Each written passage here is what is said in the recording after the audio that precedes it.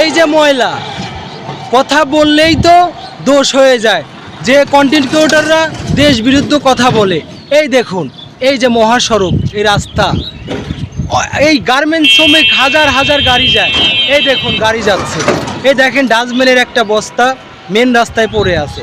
এই দেখেন ডাস্টবিন কোথায় ফেলায়, কেন এই নদীতে কি মাঝখানে ফালানো যায় না? আর ফরেস্টর জায়গার কি অভাব পড়ছে, সরকারি জায়গার কি অভাব পড়ছে? কত হাজার হাজার বিঘা জমি সম্পদ পড়ে রয়েছে ফাঁকা, কিন্তু অথচ মহাসড়কে এই ডাস্টবিনের ময়লা ফালায় রাখছে। দেখুন এই যে আনাম একটা বস্তা এখানে ফালায় রাখছে। কি দরকার ছিল, কি দরকার ছিল এখানে এই ময়লাটা রাখার? এই যে গাড়ি যাচ্ছে, হাজার হাজার গাড়ি যায়, গার্মেন্টস শ্রমিকরা এই পাশ দিয়ে যাওয়া আসা করে। তাহলে দেখুন ভাই বোনেরা, আমার ভিডিও করা দেখে অনেকেই তাকায় দেখতেছে যে কি বলে। আসলে আমি উচিত কথারে ছাড়ি না।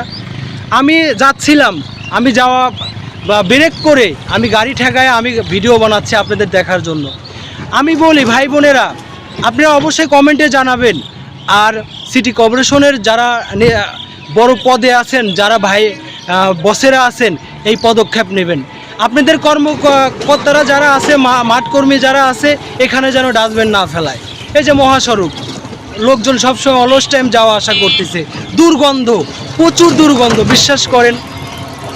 এই সমস্ত কাজ মানুষে করে।